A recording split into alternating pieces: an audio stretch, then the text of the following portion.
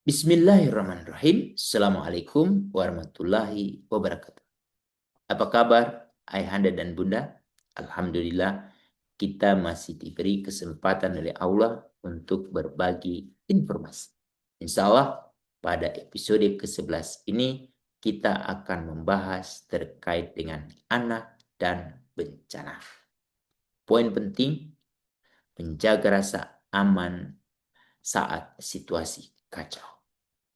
Pada episode ini membahas perlindungan anak dalam situasi bencana, pengungsian, dan ketidakpastian. Ketika bencana datang, orang dewasa sering fokus pada barang dan logistik. Padahal bagi anak yang pertama hilang, seringkali justru rasa aman.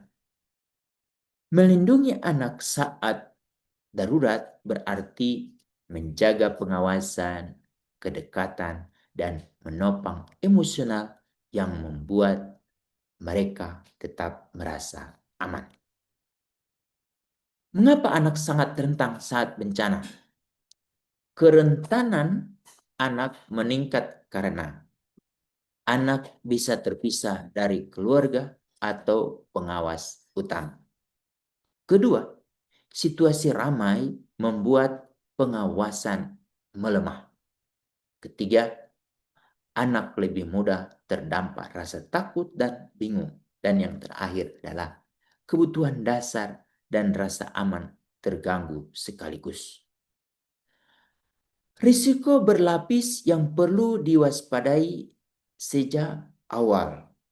Mitigasi, pelatihan, kesiapan menghadapi bencana menjadi satu kebutuhan yang perlu mulai dipertimbangkan oleh setiap ayah dan bunda, terutama mereka yang tinggal di daerah-daerah rawan bencana. Kita ketahui Indonesia berada di Ring of Fire. Bencana Gunung Merapi, gempa bumi, tsunami, itu siap kapan saja akan hadir.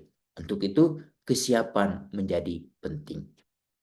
Apa saja yang perlu kita sampaikan kepada anak-anak kita bila terjadi suatu bencana? Ada beberapa risiko. Risiko itu perlu mereka ketahui sehingga mereka mulai sejak dari awal itu sudah mempersiapkan diri. Pertama, terpisah dari keluarga. Anak tidak tahu harus mencari siapa ketika keadaan kacau. Kedua, kehilangan pengawasan. Tempat ramai dan penuh distraksi membuat pengawasan mudah terlepas. Ketiga, eksploitasi dan kekerasan. Situasi darurat bisa meningkatkan risiko bagi anak yang tidak terlindungi. Lalu terakhir, otomatis hilang rasa aman. Anak bisa terus tegang waktu walau secara fisik tidak sudah berada di tempat aman, tapi mereka masih tetap kurang nyaman. Risiko fisik dan psikososial bergerak bersamaan. Karena itu, perlindungan anak tidak boleh hanya dilihat sebagai urusan logistik, tapi dia menjadi urusan utama, terutama pada saat kita melakukan mitigasi bencana. Ada hal yang juga perlu mulai kita peringatkan atau persiapkan bila terjadi bencana. Ruang ramah anak dan bermain adalah bagian dari pemulihan. Ini berarti pada saat setelah terjadi bencana. Tapi ayahanda dan bunda sebagai informasi awal, di beberapa ruang bermain anak yang sudah terstandar ruang bermain ramah anak dari Kementerian Pemberdayaan Perempuan dan Perlindungan Anak dan dari Lembaga Standar Nasional, itu ruang bermain ramah anak sudah dilengkapi fasilitas-fasilitas untuk mempersiapkan diri anak menghadapi bencana. Minimal simulasi dilakukan 2 kali dalam setahun oleh Badan Penanggulangan Bencana atau oleh Tagana atau tim SAR. Tinggal kita menggunakan fasilitas itu. Ruang ramah anak berharap menjadi tempat yang lebih aman untuk anak berkumpul. Kemudian, ruang ramah anak membantu pengawasan lebih terarah. Dan yang tidak kalah penting adalah ruang ramah anak memberi jeda dari suasana kacau yang terus-menerus. Pada saat anak-anak sudah terkumpul, ajak mereka untuk bermain. Bermain membantu pemulihan mereka. Membantu anak menurunkan ketegangan, memberi rasa akrab di tengah situasi asing dengan beberapa orang yang sebelumnya mereka tidak kenal, semakin mengenal. Tapi akan lebih bijaksana itu dilakukan sebelum terjadinya bencana, sehingga mereka akrab dengan siapa saja. Pada saat bencana, mereka sudah tahu bahwa Bapak, Ibu petugas ini adalah orang yang akan menyelamatkan mereka. Sehingga muncul percaya diri. Bermain membantu pemulihan, membuka jalan bagi dukungan psikososial dasar. 3 hal penting dalam kesiapsiagaan keluarga menghadapi bencana. Kebetulan kami adalah salah satu dari tim penyusun pedoman kesiapan keluarga menghadapi bencana. Itu ada tahapan-tahapan. Yang paling penting adalah mengajak anak untuk berdiskusi dalam hal pertama, melakukan identifikasi anak. Anak tahu nama orang tua, nomor penting, dan siapa yang harus dicari bila terpisah. Untuk itu, upayakan di setiap tas anak itu dilengkapi nomor telepon ayah dan bunda bila suatu waktu, atau nomor telepon keluarga yang ada di luar. Sehingga pada saat bencana, kita kan tidak tahu apakah ayah dan bunda masih tetap ada atau bagaimana. Jadi mereka bisa menghubungi. Kedua adalah titik temu keluarga. Perlu juga disimulasikan bila terjadi bencana. Misalnya, anak ada di sekolah, ayah di tempat kerja, bunda di rumah. Ketiga lokasi ini, salah satu atau dua itu menjadi titik bencana. Di mana kalau bila terjadi bencana, anak, ibu, ayah itu berjumpa. Ini kita harus tentukan titik itu. Sepakati satu tempat bertemu agar anak tidak bingung saat situasi kacau. Lalu yang ketiga adalah tas siaga anak. Nah, tas siaga anak ini sebetulnya sudah mulai diperkenalkan pada saat kami mensosialisasikan pedoman kesiapan keluarga menghadapi bencana. Di tas itu siapkan barang dasar yang membantu kebutuhan fisik sekaligus rasa tenang anak. Kesiapsiagaan yang sederhana akan sangat membantu anak ketika keputusan harus diambil cepat pada saat terjadi kedaruratan. Apa saja isi dari tas siaga anak? Hal-hal yang sebaiknya ada di tas siaga anak itu, pertama, pakaian dan alat kebersihan dasar.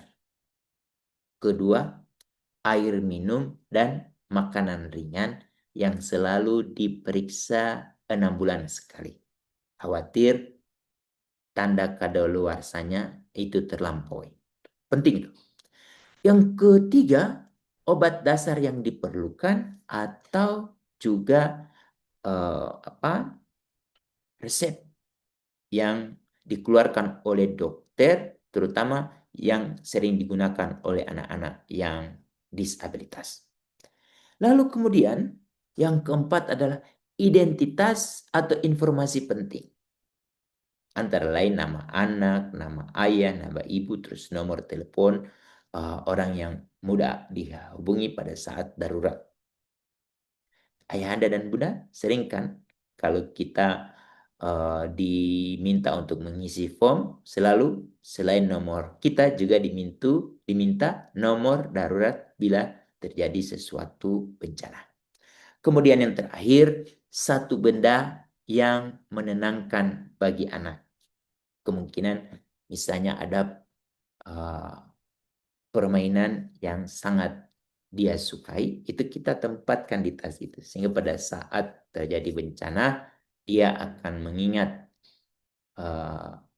boneka atau satu alat main, misalnya mobil-mobilan, itu tersimpan di tas itu. Lalu, apa yang juga diperhatikan pada saat terjadi bencana itu?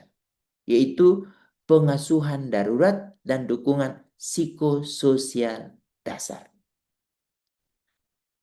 Apa saja yang perlu diperhatikan pada saat pengasuhan darurat itu? Yaitu tenang dan hadir. Anak membutuhkan orang dewasa yang tidak ikut menambah kepanikan. Jadi ayahanda dan bunda harus berlatih bila suatu waktu terjadi bencana itu kita tenang, tidak panik. Sehingga pada saat kita akan mengambil sebuah keputusan itu sudah dengan penuh pertimbangan. Kedua, jujur dan sederhana. Jelaskan keadaan dengan bahasa yang menenangkan tanpa menakut-nakuti. Bila anak-anak kita sudah terbiasa mengikuti drilling bencana atau simulasi bencana, insya Allah mereka akan selalu ingat bila hal itu terjadi, mereka tidak khawatir. Lalu yang paling penting, yang terakhir adalah rutinitas kecil tetap ada. Waktu makan, istirahat, atau doa bersama membantu rasa aman untuk bertahan. Ini kalau juga selalu dibiasakan, insya Allah kita akan menemukan anak-anak kita yang tidak dalam keadaan stres atau dia tetap dalam kondisi aman. Ada beberapa hal yang perlu coba kita upayakan secara bersama-sama, terutama mempersiapkan tas siaga dan daftar kotak penting. Ingatkan lagi, apa saja isi tas siaga anak. 1. Pakaian dan alat kebersihan. 2. Air minum dan makanan ringan. 3. Obat dasar atau resep dokter. Identitas penting. Lalu yang terakhir adalah benda penenang anak. Kemudian daftar kontak penting. Apa saja? Daftar kontak penting itu. Pertama, nomor keluarga inti. Kedua, kontak tetangga atau titik temu. Ketiga, layanan darurat atau dukungan lokal. Ini mungkin yang dapat kami sampaikan terkait dengan episode ke-11 ini. Kesiapan keluarga bukan hanya soal apa yang dibawa, tetapi juga soal bagaimana anak tetap merasa aman. Sebagai pengingat, pertama, siapkan tas siaga anak bersama keluarga. Kedua, sepakati titik temu dan daftar kontak penting. Lalu yang ketiga adalah ingat, anak juga membutuhkan dukungan psikososial, bukan hanya logistik. Keluarga yang siap secara sederhana akan lebih mampu menjaga anak tetap dekat, terlindungi, dan tidak sendirian saat darurat. Semoga apa yang kami sampaikan ini bermanfaat dan berharap mendapat berkah dan ridho dari Allah yang selalu memberikan cahaya kepada kita, yang lembut, semakin lembut kepada anak-anak kita. Demikian, Assalamualaikum warahmatullahi wabarakatuh.